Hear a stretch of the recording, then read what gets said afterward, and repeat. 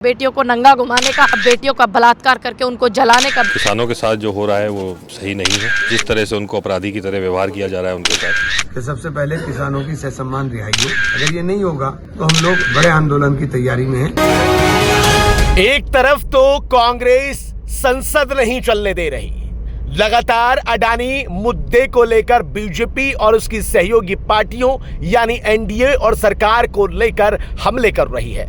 दूसरी तरफ नोएडा, ग्रेटर नोएडा किसानों का जो मामला देखने को मिला, उस पर भी अब कांग्रेस पूरी तरीके से राजनीति करती हुई नजर आ रही है।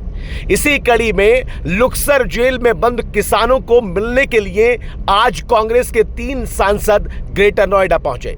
हालांकि पुलिस ने उनको मिलने नहीं दिया। इमरान मसूद, तनुज पुनिया, उज्जवल रमन सिंह, ये 3 सांसद आज किसानों से मुलाकात के लिए लुक्सर जेल जा रहे थे, लेकिन पुलिस प्रशासन ने उनको वहीं पर रोक दिया।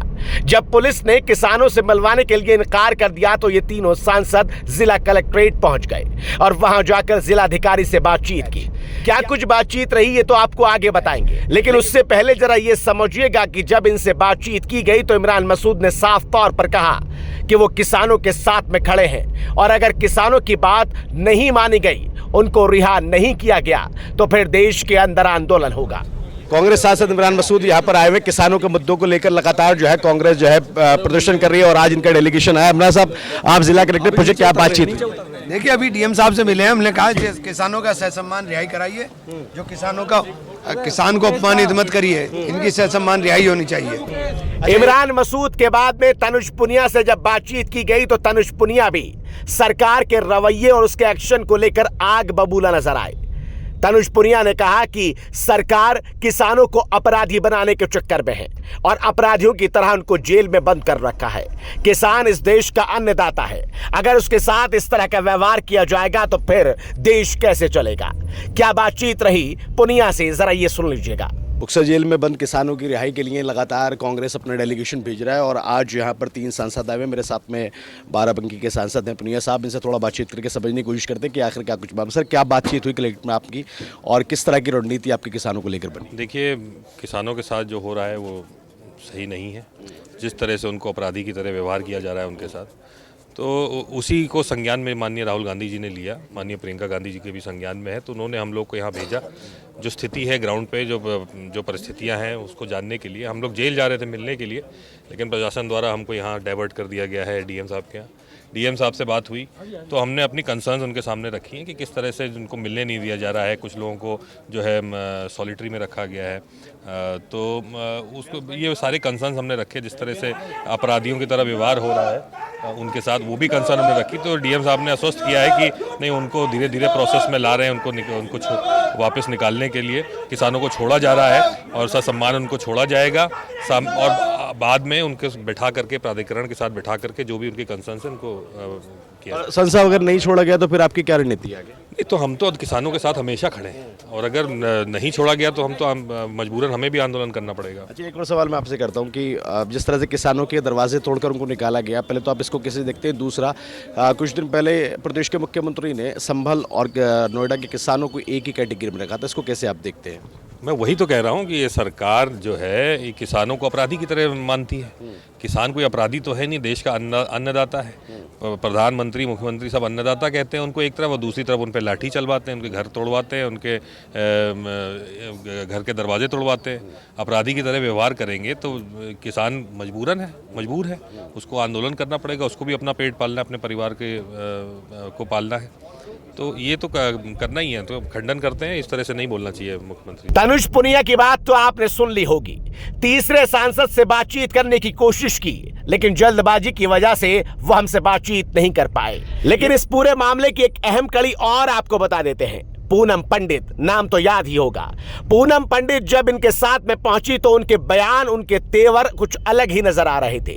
पूनम पंडित ने न केवल किसानों की बात की, बल्कि पूनम पंडित ने यहां तक कह दिया कि बीजेपी महिलाओं को, बहनों को नंगा घुमाने, बलात्कार करने और उनके साथ शोषण करने का काम कर रही है।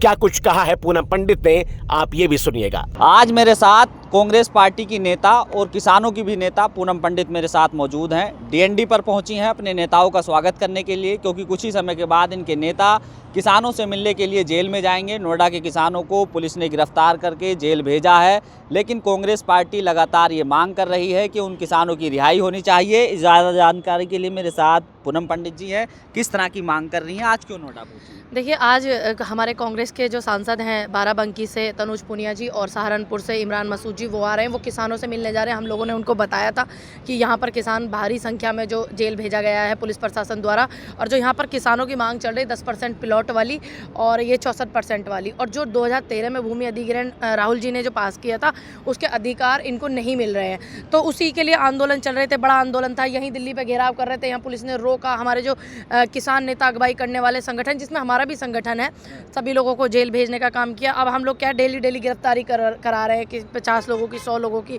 तो पुलिस उन्हें गिरफ्तार कर रही है।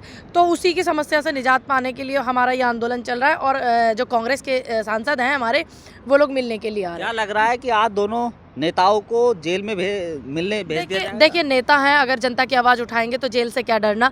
दूसरी बात ये, हमें अच्छे से पता है कि भाई हमारी आवाज़ को संसद में कोई अपना ही रख सकता है। तो हमारे कांग्रेस के विपक्ष के अपने जो सांसद हैं वो आ रहे हैं। हम उनके माध्यम से अपनी बात को लोकसभा में रखवाएंगे, जिससे कि पता चल सके कि नोएडा के किसान जो हैं यहाँ प्राधिकरणों से कितने पीड़ित हैं। बुलंदशहर से चल के एक लड़की नोएडा में आई है और आज पूरे जनबल के साथ यहाँ पर दिख रही है। क्या मानती हैं, कितना मजबूताई से आज किसानों की आवाज़ बुलंद कर रही है? देखिए, मैं जब से आंदोलन से जुड़ी हूँ, 2019 का जो आंदोलन हुआ था, तब से आज तक अगर कोई भी मूवमेंट हमारे यूपी में ही नहीं, अदर भी आप देख सकते हैं, मेरी हमेशा भागीदारी रहती है और रहेगी। और इस बात से बहुत लोगों को जलन भी होती है कि ये भागीदारी क्यों करती है, इसको नहीं करनी चाहिए, इसको घर बैठना चाहिए। कोई बात नहीं, तुम अपना जलना कायम रखो, हम अपना जलवा कायम रखेंगे। मुझे भी याद है, मेरी मुलाकात किसान आंदोलन में हुई थी आपसे, तब से आप किसानों के लिए आवाज़ उठा रही हैं। ऐसा क्या लगता है कि किसान वाकई में अपने जायज़ मुद्दों के लिए लड़ रहे हैं? आखिरकार किसानों को क्यों इतना प्रताड़ित किया जाता है? इस देश में जो आज 2014 के बाद से माहौल चल रहा है, वो किसानों को पीड़ित करने का, नौजवानों को पीड़ित करने का, बेटियों का बलात्कार करके उनको जलाने का, बेटियों को नंगा घुमाने का एक ट्रेंड चल गया 2014 के बाद से, और वही ट्रेंड का जो सामना हम और आप लोग कर रहे हैं। लेकिन कोई बात नहीं, जब तक दम है हम लड़ेंगे, और लड़ने के बाद एक दिन जीतेंगे। सूरज जब ढलता है तो सवेरा भी होता है। अब क्या माननी है कि किसानों की ये मांगे पूरी होंगी या नहीं? देखिए, ज़रूर पूरी होंगी, मुझे पूरी उम्मीद है, मुझे पूरा भरोसा है, क्योंकि भरोसे पे, उम्मीद पे दुनिया कायम है। अगर दिल्ली चुनाव की बात की जाए तो पूनम पंडित क्या देख रही हैं? जी बिल्कुल, दिल्ली चुनाव में हम लोग पूरा जो है बढ़ चढ़कर हिस्सा लेंगे। हमारे प्रत्याशी भाई हैं, उनको सपोर्ट करेंगे, बहन लड़ रही हैं, उनको सपोर्ट करेंगे, हमारी पूरी भागीदारी। अरविंद केजरीवाल ने तो कह दिया कि कांग्रेस से गठबंधन नहीं कुछ। देखिए, हाँ, कांग्रेस अपने आप में एक समुद्र है। हम सभी गठबंधन के साथियों का स्वागत भी करते हैं, धन्यवाद भी करते हैं, लेकिन कांग्रेस अपने आप में समुद्र है। एक दो बाल्टी लोटा पानी इस तरीके के लोग जो है बयानबाजी करें, क्योंकि एक ही थाली के सारे चट्टे बट्टे, इस तरीके बयानबाजी वही करते हैं। सरकार बना रहे हो दिल्ली में? बिल्कुल बना रहे हैं, मेहनत कर रहे हैं, बनाएंगे सरकार। और मैंने आपको बोला ना भी, सूरज ढलने के बाद सूरज जरूर निकलता है, दिन जरूर निकलता है, सवेरा जरूर होता है, वही होगा।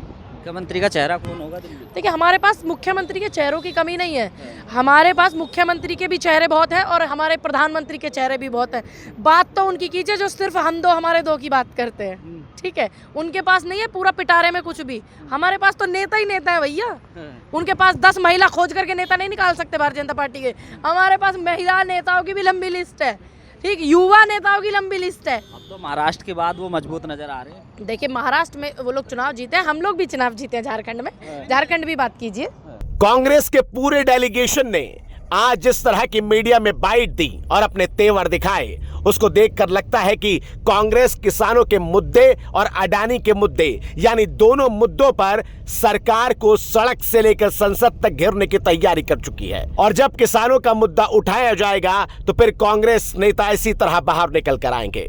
हालांकि जिला अधिकारी ने उनसे किसानों को रिहा करने की बात भी कही है। साथ ही साथ बातचीत निकलकर यह भी सामने आई कि किसानों को रिहा किया जाएगा, साथ ही प्राधिकरण के अधिकारियों के साथ बैठकर उनकी मांगों पर विचार किया जाएगा और जिस तरह भी हो किसानों के इस मामले को निपटाया जाएगा। अब देखना होगा कि कांग्रेस का यह चौतरफा हमला सड़क से लेकर संसद तक सरकार पर क्या असर डालता है। क्या किसान बाहर आ पाएंगे? क्या किसानों की मांगे पूरी हो पाएंगी या फिर यह सिलसिला यूं ही चलता रहेगा?